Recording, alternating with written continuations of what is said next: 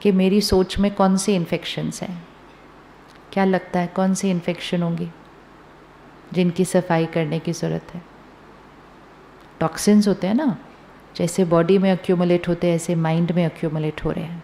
जब शुरू शुरू में अक्यूमुलेट होता है पता नहीं चलता कि वो टॉक्सिन है। शरीर का टॉक्सिन कभी पता नहीं चलता, लेकिन अक्यूमुलेट होते होते होते होते फिर वो एक बीमारी का रूप लेता है।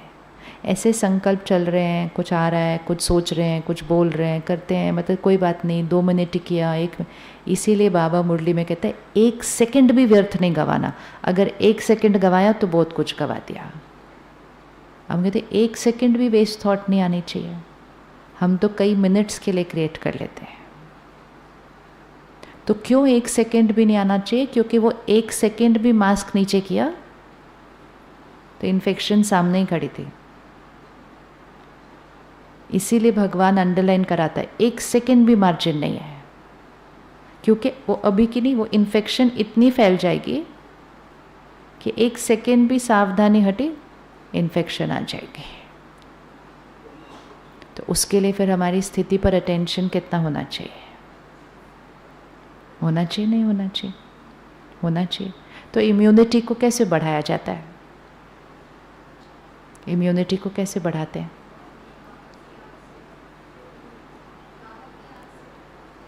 इम्यूनिटी को कैसे बढ़ाते हैं? किसी भी डॉक्टर के पास जाओ, बोलो इम्यूनिटी बढ़ानी है मुझे, तो क्या कैसे बढ़ाएंगे इम्यूनिटी? सबसे पहली चीज़ होती है खुराक। पहले डॉक्टर पूछेगा आपकी डाइट कैसी है। तो आत्मा की इम्यूनिटी बढ़ाने के लिए भी क्या करना है? खुराक। खुराक। तो इसलिए बाबा ने 2 चीज़ें हमें क्लियर कर दी खुराक के लिए, क्या खाना है और क्या नहीं खाना है। मतलब आत्मा ने क्या ग्रहण करना है और क्या ग्रहण नहीं करना है, राइट। तो जब हम सुबह सुबह दिन की शुरुआत ज्ञान से करते हैं, वो है हमारी खुराक। तो सबसे पहली चीज़ ये अंडरलाइन कर लें कि अगर मुझे अपनी शक्ति को बढ़ाना है तो मुझे अपने सुबह के दिन की शुरुआत ज्ञान से करनी होगी। जो नए भाई बहने आए हैं, वो समय चला गया जब हम अपने आप को कहते नहीं मेरे पास टाइम नहीं है। अब जिसने भी अपने आप को कहा कि मेरे पास टाइम नहीं है, वो उस दिन की डेट नोट करके रखना कि मैंने आज अपने आप को कहा कि मेरे पास खुद की शक्ति बढ़ाने के लिए टाइम नहीं है। और फिर जब बाद में लगेगा तो वो डेट देखना कि ये डेट से अगर मैंने स्टार्ट कर लिया होता तो मेरी शक्ति अब तक क्या हो गई होती। पहले हम कहते थे, अभी थोड़े दिन पहले मैं पैदल कर रही थी, एक और माताजी पैदल कर रही थी, साथ में उसका एक छोटा सा बच्चा था, पोता ही होगा। तो मैंने कहा आओ कभी सेंटर पर। कहती अभी तो इससे छोटे और भी 2 हैं। बोला ठीक है।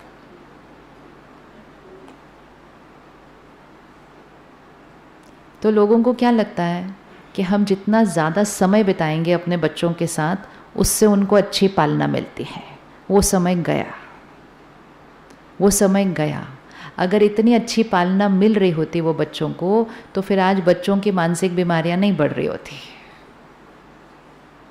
तो समय तो देना ही है, लेकिन उस समय में शक्ति कौन सी मिल रही है उनको।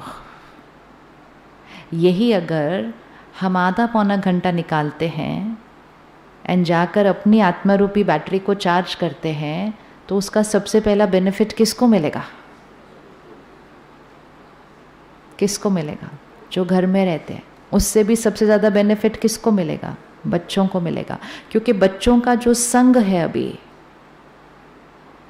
इसको सब आत्मा को ना बैटरी के रूप में देखना चाहिए, तो फिर देखना बहुत इजी हो जाता है। बच्चों का जो संग है अभी, एक तो है वो फ़ोन और टीवी सारा दिन, ऊपर से जो साथ में बच्चे हैं, वो बैटरी कैसी है? चार्ज्ड है? उनके आसपास का संग चार्ज्ड है? नहीं है। तो अब आप विजुअलाइज करो, आपका बच्चा, उसकी बैटरी 50% पे है, लेकिन उसके आसपास का जो संग है वो और भी कम है। तो कम की बैटरी से बैटरी कनेक्ट कर दी तो उसकी बैटरी क्या हो जाएगी? तो हर बच्चे को आज एक ही चीज़ की ज़रूरत है, और वो जितनी छोटी एज से उनकी बैटरी को चार्ज करेंगे उतना उनके लिए अच्छा। हर एक को ज़रूरत है कि उनके माता पिता की बैटरी फुल चार्ज होनी चाहिए। ये नज़दीक बैठने से या ज़्यादा दिन साथ में बैठने से नहीं होता है। आप दूर बैठकर भी अपनी बैटरी चार्ज करके उनको वो शक्ति दे सकते हैं। तो कभी भी ये मन बहाना दे कि नहीं मेरे पास टाइम नहीं है जाने के लिए, क्योंकि मुझे तो घर पे ध्यान रखना है, बच्चों का ध्यान रखना है। ध्यान तो रखना है, लेकिन सबसे पहले तो उनके मन का ध्यान रखना है। तो जब भी घर से निकलें और सेंटर पर जाएं तो अपने आप को ये कहीं ना कि मैं अपने लिए जा रही हूँ, अपने लिए जा रही हूँ, तो 4 बहाने आ जाते हैं उसके बाद। और वो बहाने नहीं लगते, वो बहुत सत्य लगता है कि ये सत्य कारण है। तो अपने आप को कहना है हम जा रहे हैं, ताकि हम शक्ति भरकर कहाँ लेकर आएंगे। आजकल परिवार और बच्चों में इतना कुछ हो रहा है कि परिवार अपना सारा धन लेकर आ जाता है और डॉक्टर को कहते हैं मेरे सारा पैसा ले लो, मेरे बच्चे का माइंड ठीक कर दो। तो डॉक्टर कहेगा पैसों से नहीं होता ये काम, पैसों से नहीं हो सकता ये काम। और बच्चों के अंदर जितना स्ट्रेस है और एंजाइटी है, उसका एक मूल कारण है घर का वातावरण,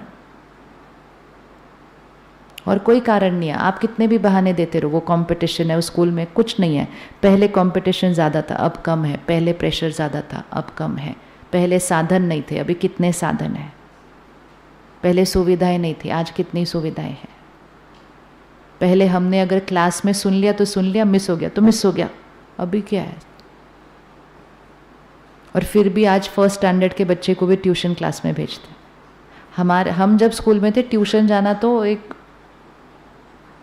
बताते भी नहीं थे, छुपाता था कोई ट्यूशन जाता था तो।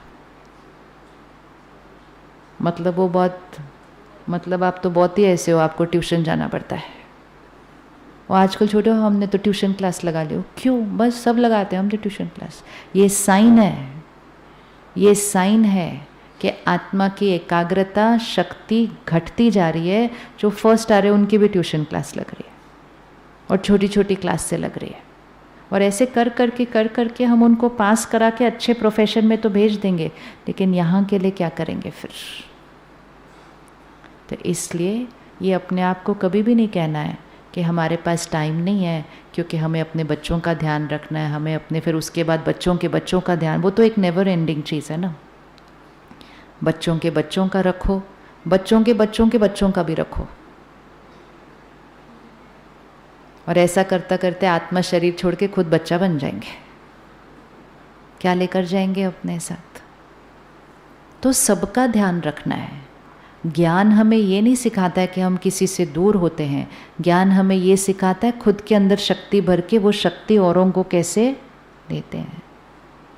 आज अगर आप मेहनत करके धन न कमाएं तो परिवार की पालना कैसे करेंगे? नहीं कर सकते। इसी तरह थोड़ा सा समय निकाल कर शक्ति न कमाएं तो शक्ति अपने बच्चों को कैसे देंगे? तो वो बहाना आज यहाँ छोड़ के जाना है। करेंगे वापस जाके?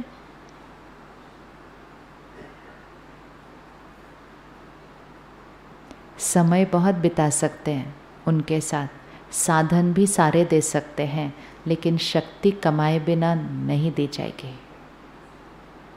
और जब आप अभी देखेंगे आपको लगेगा सब तो ठीक है, सब तो ठीक है। एक दिन चेंज होता है वो सब कुछ। इसीलिए उस कुछ भी होने से पहले अपने घर के वातावरण को चेंज कर लीजिए। बड़े घर, सुंदर घर बन गए, अब चाहिए शक्तिशाली घर।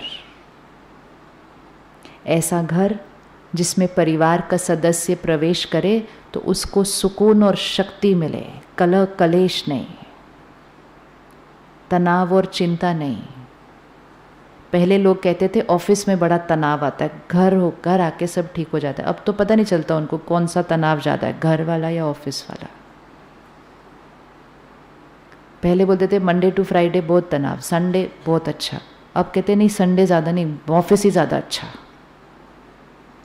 लॉकडाउन मिला था घर पे परिवार को इकट्ठे रहने के लिए। 1 महीना तो बहुत अच्छा बीता, अगले महीने के बाद कब ऑफिस शुरू होगा? कब हम यहाँ से जाएं। क्यों जाना था? परिवार के साथ बैठे थे घर पे, कितने सालों से प्रार्थना की थी कब ऐसा दिन आएगा जब हम एकदम घर बैठेंगे ऐसे। जैसे ही मिला तो बस अब हमको बाहर जाना है यहाँ से। इट्स अ साइन कि पहले तनाव वर्क प्लेस पे होता था, अब तनाव घर पे भी होने लग गया। जब घर पे भी होने लग गया तो आत्मा कहाँ जाएगी फिर अभी उसके बाद?